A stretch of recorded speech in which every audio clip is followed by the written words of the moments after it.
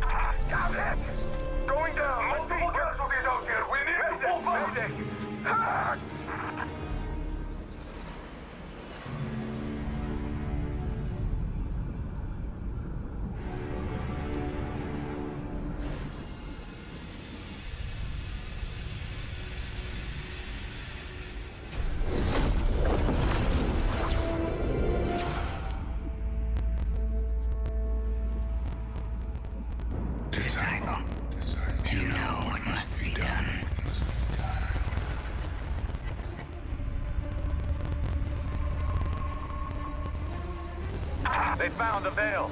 We're in no position to engage the enemy. We don't have a choice. We're out of time. Osiris.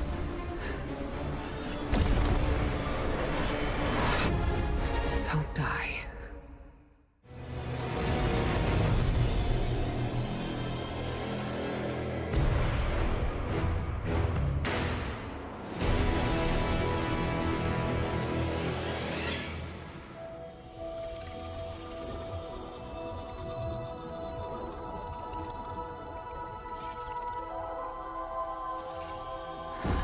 No more running away.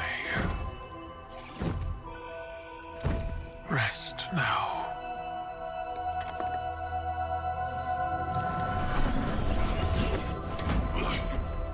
Well, the uglier they are, the harder they fall, right?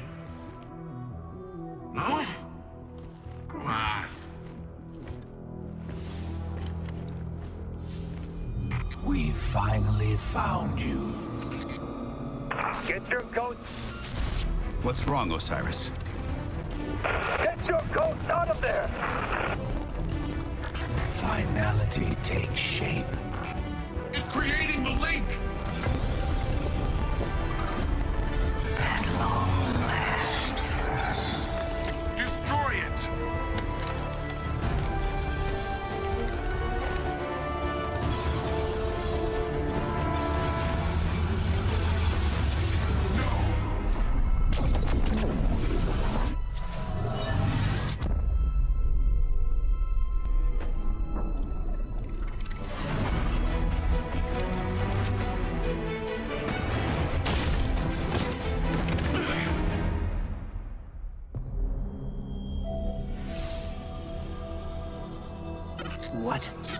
What just happened?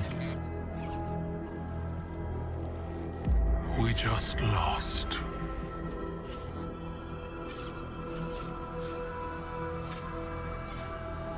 Zavala, come in.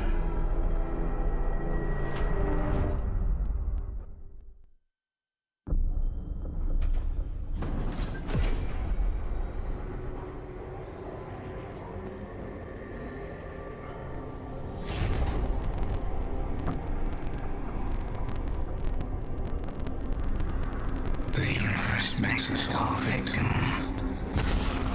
And arbitrator. That's infinite cruelty. You, more than any, suffer both fates. Be free.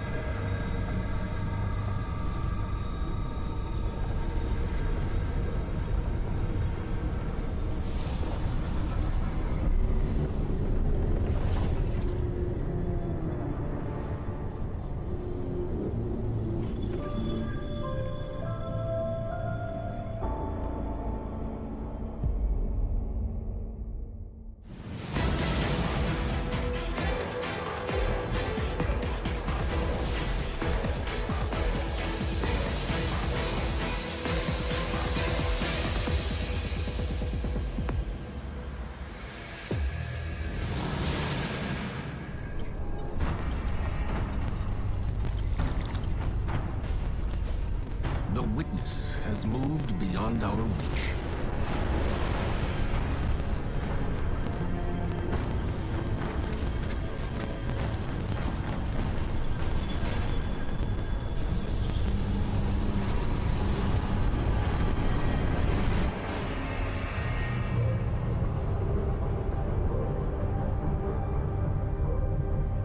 All attempts to funnel it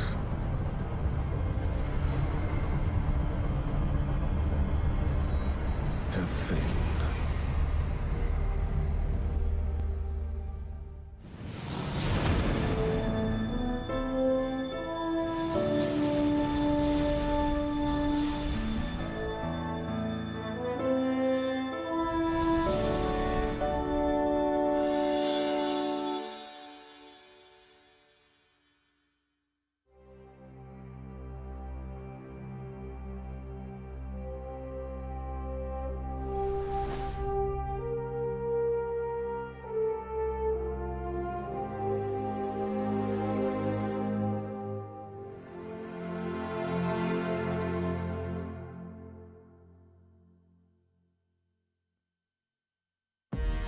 I've seen terrible things born out in the darkness.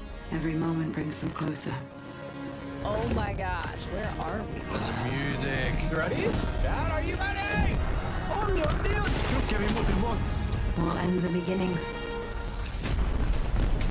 Battle stations! All right, game over. Credits. My God.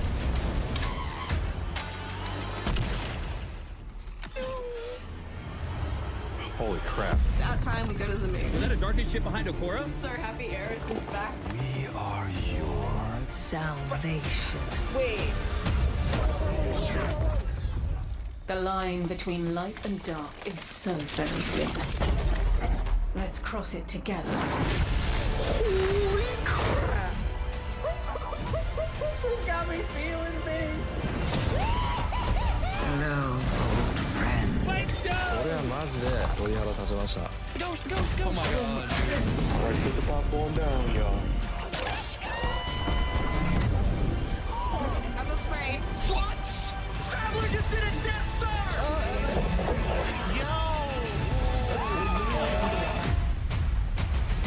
Oh my God. What is he doing? No way. Oh my God, was?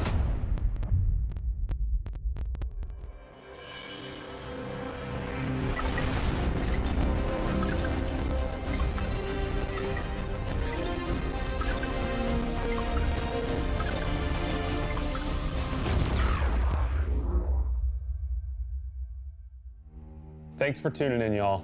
Like many of you, I've been playing games as long as I can remember. They're a core part of what makes me who I am. I believe there's this deeply rooted, often unstated mission of games to keep adventure alive. In 2014, Bungie set out to start a new adventure.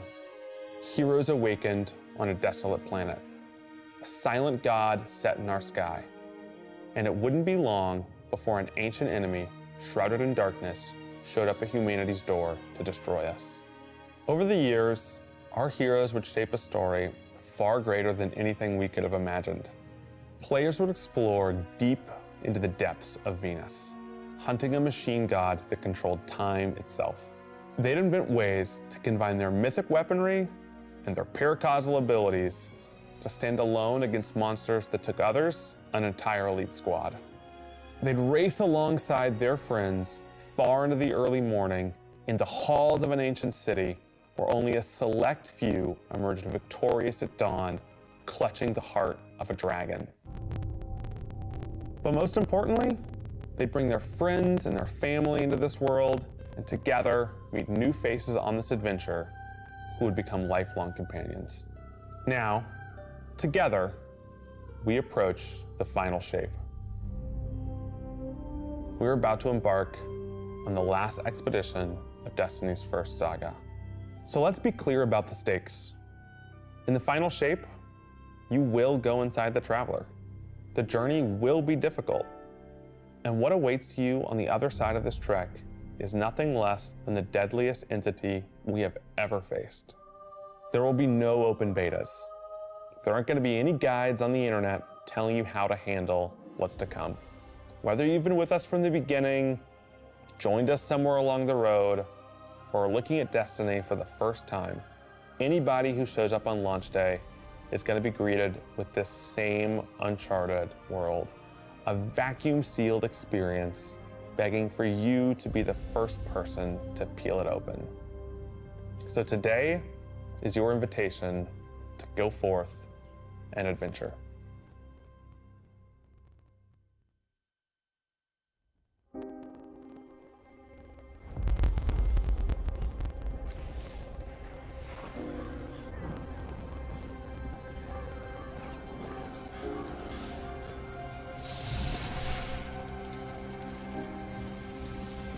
After all these years, we never talked about it. Why I brought you back.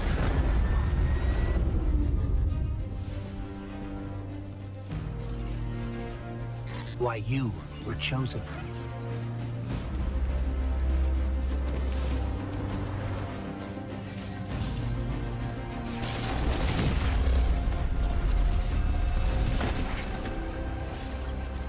The truth is,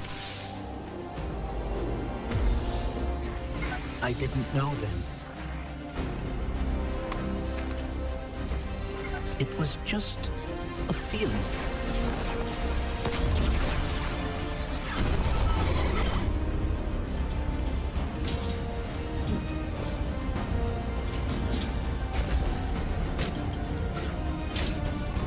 But I know now. After all we've seen, all we've lost,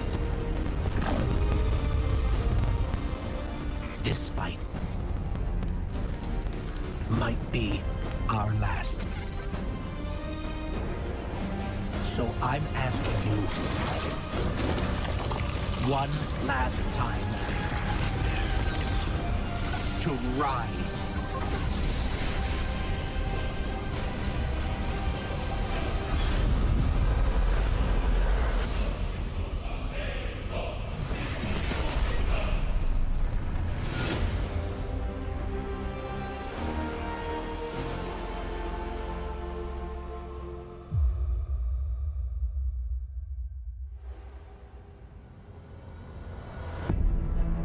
This is a momentous time in Destiny history.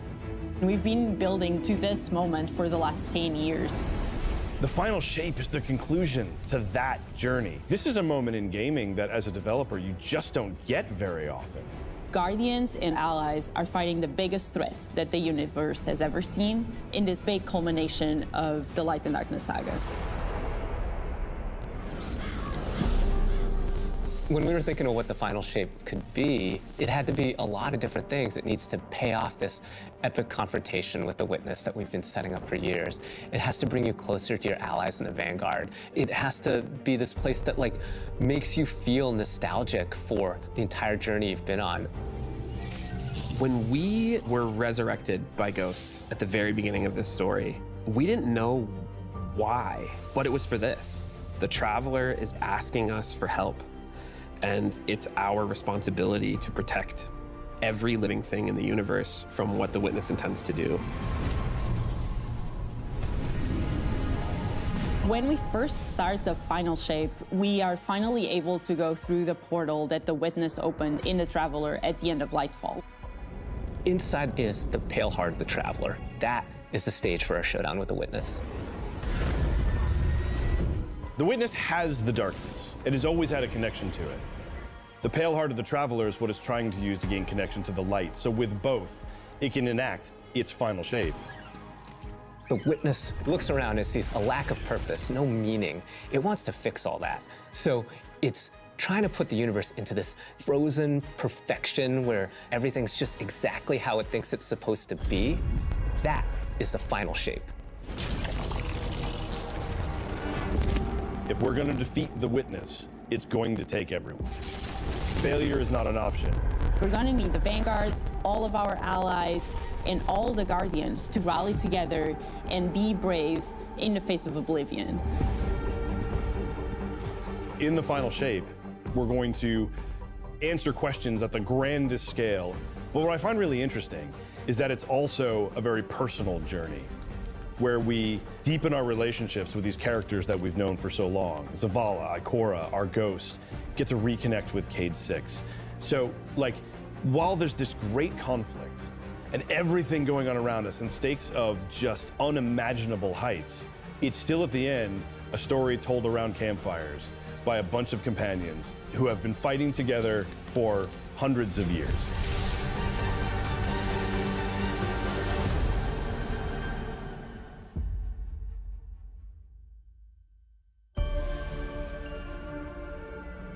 In the final shape, we're going through the portal that the Witness has opened up to confront it and stop the final shape. Inside the Traveler is this infinite, vast, unknowable, and we're landing on the Pale Heart, which is a fraction of really what is inside the Traveler. The Pale Heart is weird. It's a little strange, it makes you feel a bit uncomfortable, and it is also just so cool and artistic in the best way. The Witness entered well ahead of any Guardians, and so it's had time to kind of shape what's there. When our Guardian enters, the rest of the Pale Heart starts getting shaped also around what we've experienced. This is the Traveler recreating the world in front of you as it saw on your journey. One of the most memorable locales from Destiny's past is the D1 Tower. It's really a labor of love from the Destiny team. The final shape means so much to everyone who's building it, and I think players are really going to be able to see that. The Pale Heart is our very first linear destination that we've ever done. I would love it if players felt that they began their journey in a place of safety and feel it escalate in danger, in surrealness, because there is this beautiful evolution of the space. They see things that are more and more wrong as they begin to go towards the Witness's monolith. It's kind of this omnipresent, foreboding thing off in the distance. The weirdest things happen as you get closer to the monolith in the form of reshaping. Kind of like deconstructing things and putting them back together just wrong. The sense of scale you get out there, like as you're exploring these spaces and you're jumping on these reshaped cuboids of Earth, you feel tiny as a Guardian. You feel alone. You feel like you are not the force to be reckoned with that you have been. You're not the God Slayer right now. You're just this little person jumping from these massive pieces to massive pieces. One of the things that we really try to also capture is that the Witness keeps throwing everything it has at you. And so you're going to fight these new enemies, the Subjugators. Subjugators are the new unit you're going to be facing in the final shape. They have an enhanced power set.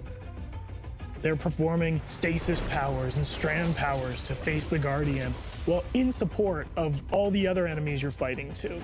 They bring something entirely new to the battlefield, which is kind of this element of control. They're back there pinging away with stasis abilities, throwing crystals at you, freezing you in place, tangling you up.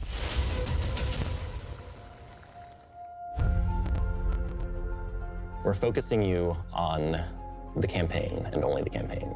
It's the most important thing in the universe at that moment. You have to stop the final shape from happening.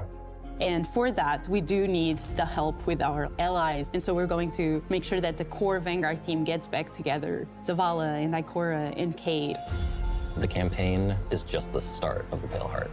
After you've reached the monolith and finished the campaign, we open up the entire destination. And so the entire Pale Heart is going to react to you and what you are doing.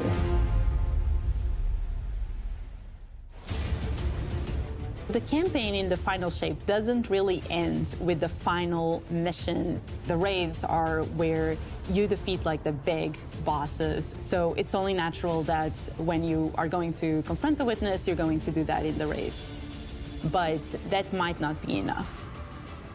This is a moment where we need to rally all Guardians to be able to overcome the final shape and the witness.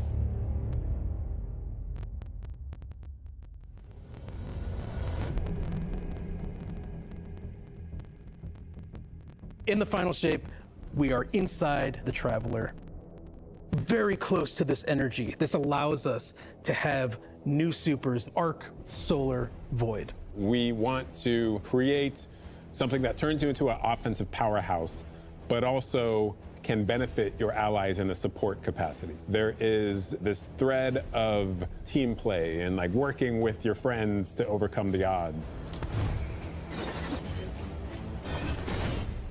The Warlock Super is this ultimate expression of solar energy coursing through your Guardian. This Solar Warlock Super is a callback to Radiance from D1. Other than Golden Gun, this is the only other first-person super in Destiny right now. Your melee's like all of these projectiles going off, doubling the amount of projectiles. Your grenade almost being sentient as it searches around, and then it hits a character and bounces off and goes to another one. And you're so overflowing with this energy that you are also giving it to your allies, allowing them to have their solar weapons supercharged, applying Scorch when they're shooting. The new Solar Warlock aspect, when I cast my Rift, it is going to create this little solar soul that when it sees an enemy, it launches part of itself out and hits the enemy and explodes and scorches them. It just feels very alive. Twilight Arsenal.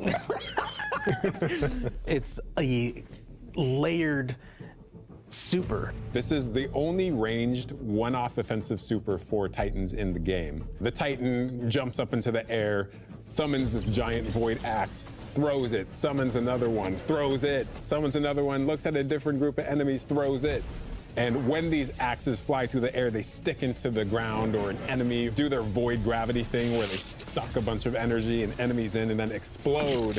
But that doesn't destroy the axe. The axe sticks around and you and your allies can go and pick up that axe and start wailing on enemies with it. This super is insane to me. The Void Titan aspect, I press and hold my grenade button to consume my grenade and turn it into the shield. The more damage it takes, the more it charges up, and then I can release that, and it creates this blast that deals massive damage. The Hunter Arc Super. Arc is all about finding the shortest distance between 2 points. The Hunter kind of rears back, takes this knife and throws it across the world, and then is able to blink to its position, do the slash that just decimates anyone nearby. One really great thing about that is not just you do it once, but you're able to do it 3 times, along with devastating attacks each time you do it.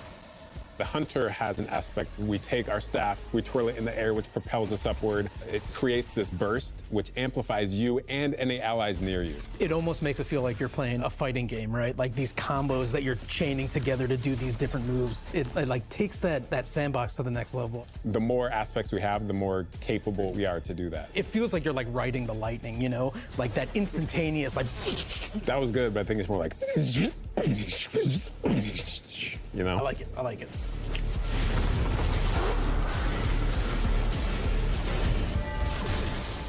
Weapons team has been working on all sorts of goodness. We've got exotics, we've got legendaries, we've got perks. We're always cooking up stuff. We're always playing with stuff that we think is like really interesting or taking inspiration. We have Tessellation, which is this exotic pyramid fusion rifle. It has the really intriguing property of adapting your Guardian's current damage type. This will be the first time that you can run a weapon that can adapt to be strand or stasis in the energy slot. So you'll be able to run an entirely strand or entirely stasis loadout.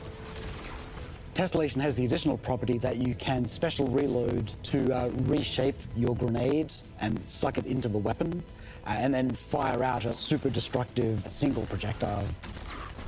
It's a really special weapon. What's the one specific exotic that I can make that's like really zany that you would like right now? What if golden gun was a sniper rifle. What if you could harness the might of the Traveler? You know, we had a moment where we saw that Traveler beam cutscene. I know people on Weapons went, I kind of want that. You're like, that is incredibly dope.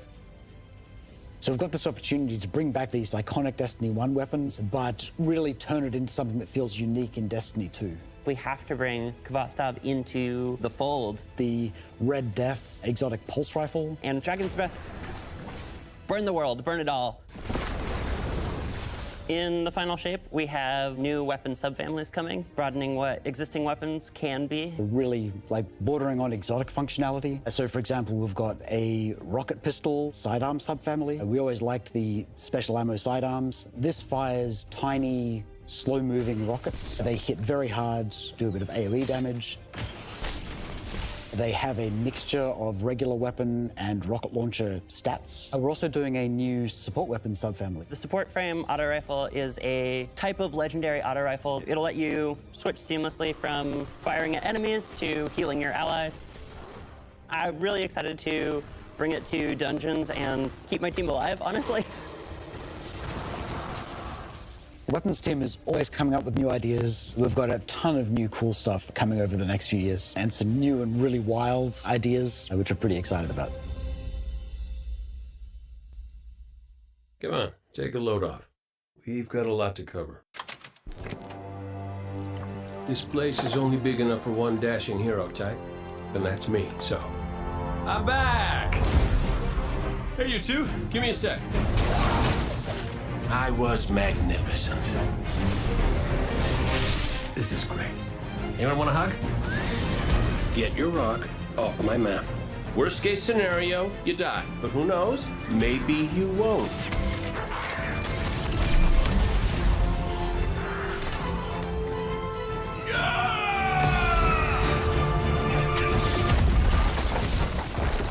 Well, better get back to it.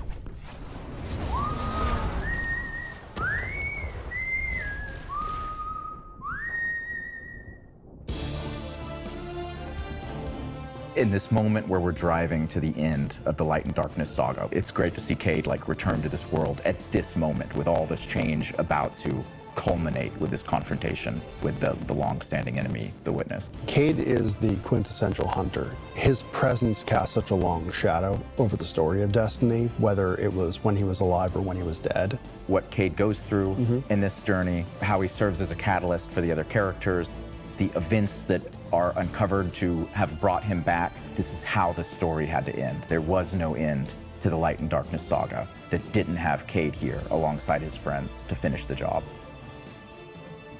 Once we started digging into the nature of the Pale Heart, I think that crystallized Cade's role as a guide. Cade is Virgil, and he's our guide through this other place. Cade is the one who is the most appropriate person to be the guide, because that's his job. That's always been his job. It just feels so natural for Nathan to be back in the booth. It felt amazing to just see him slip back into the role, like, without missing a beat. Right, instantly. In the flesh, or metal, as it were. Cade's the glue that's always held Zavala and Ikora together. Having him back puts them in a position of questioning where they've been and what they've done without him. You think about the journey that Zavala's been on and how he's been taken down this dark path, and you think about the weight that's been on Ikora, having to hold the Vanguard together, having Cade's voice of levity and brightness that he brings to that group. I think it's going to be great for them. Well, at least we have each other. We want people to take away that sense of reunion and that idea of like the gang being back together for this moment. I'm here now. Wherever the hell here is.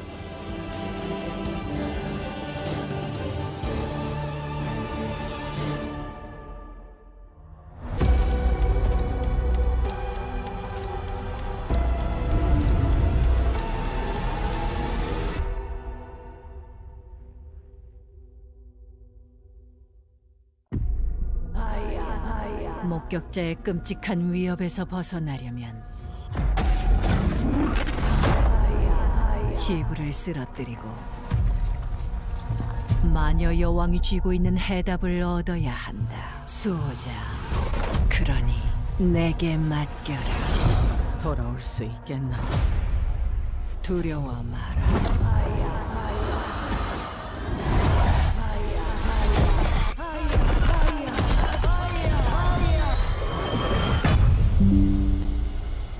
내게 공물을 바쳐라. 이제 너는 군체 마법을 휘두를 수 있고 그 마법을 네 빛과 엮었다.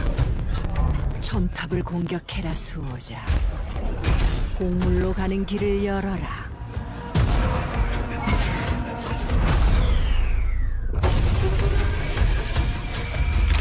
공포를 보여줘라. 속삭임의 덱이라고 부른다. 정말로 속삭이로다. 내 이름 아래서 싸워라 수호자. 네가 쓰러뜨리는 모든 희생이 날 강하게 만든다.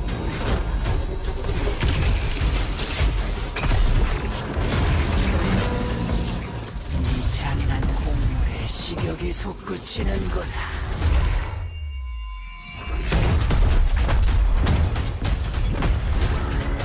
진정한 군체가 무엇인지 보여줘라.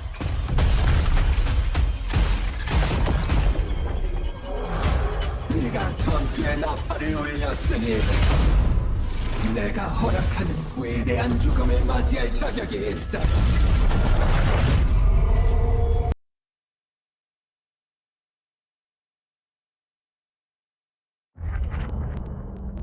This game, you're not ready. First, and that bigger problem's name is Zivu Araf. If we fight her, she only gets stronger. Eris has an idea.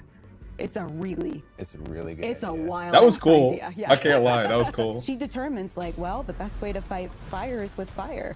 We are channeling all of that energy that we're creating by